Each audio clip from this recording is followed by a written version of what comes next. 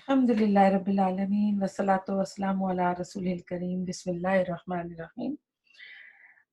ऐसा है कि अल्लाह ताला फरमाते हैं वाक़िमुस मुस्तलाता व आतुज़ ज़काह कि नमाज कायम करो और ज़कात दो। तो नमाज कायम करने में आता है कि नमाज खड़े होकर पढ़ी जाए।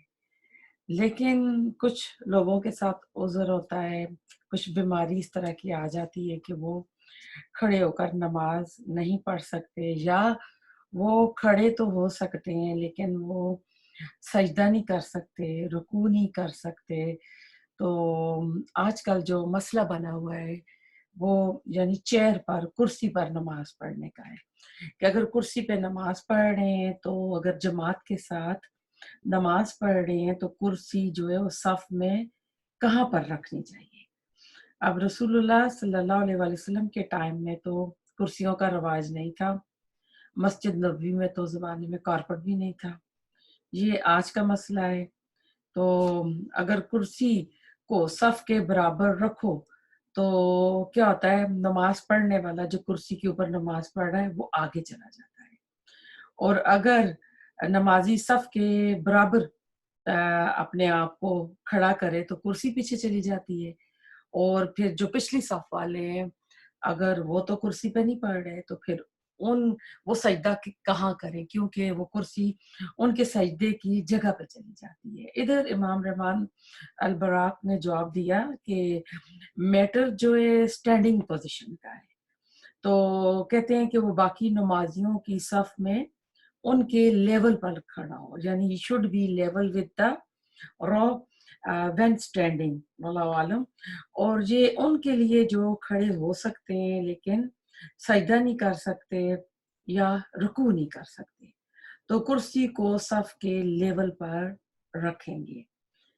हाँ, वो जो खड़े भी नहीं हो सकते, ना रुकू सजदा कर सकते हैं, पूरी नमाज अगर वो कुर्सी पर पढ़ रहे हैं तो वो कुर्सी की पिछली टांगे जो हैं वो सफ के लेवल पर रखेंगे, नमाजियों के टांगों के बराबर, यानी वो कुर्सी की टांगे रखेंगे। ये जवाब जो है शेख इब्न उसैमीन ने दिया है। तो अब फिर सवाल ये पैदा होता है कि कुर्सी को अगर रखेंगे नमाज बाकी जो सफ वाले हैं उनके कदमों के लेवल पे, तो कुर्सी पीछे चली जाती है।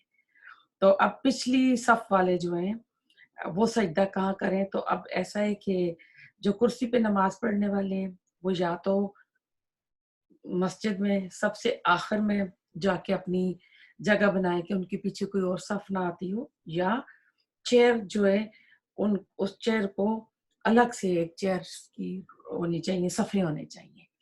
तो अब अक्सर मस्जिदों में जाएँ तो उन्होंने चेयर्स एक तरफ रखी होती हैं, लेकिन कभी ऐसा होता है कि आप बंदे ही बहुत कम हैं, बहुत ज़्यादा नहीं है, एक ही सफ़ है और आप चेयर पे पढ़ रही हैं, तो फिर आप इसको फ़ॉलो करेंगे, और अगर पिछली सफ़ में हैं तब भी जो मैंने बताया इसको फ़ॉलो करेंगे, और अगर कुर्सियाँ अलग से लगी हुई हैं तब भी। लेकिन अगर आपके पीछे सफ है तो फिर आप कोशिश करें कि ऐसी जगह चेयर रखें जहाँ आपके पीछे कोई नहीं आ रहा हो।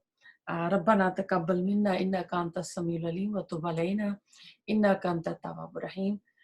सुब्हानक अल्लाहुम्मा बिहम्दिका नशहदु अन ला इलाहा इल्ला अंता नस्तगफिरुका व नतूबु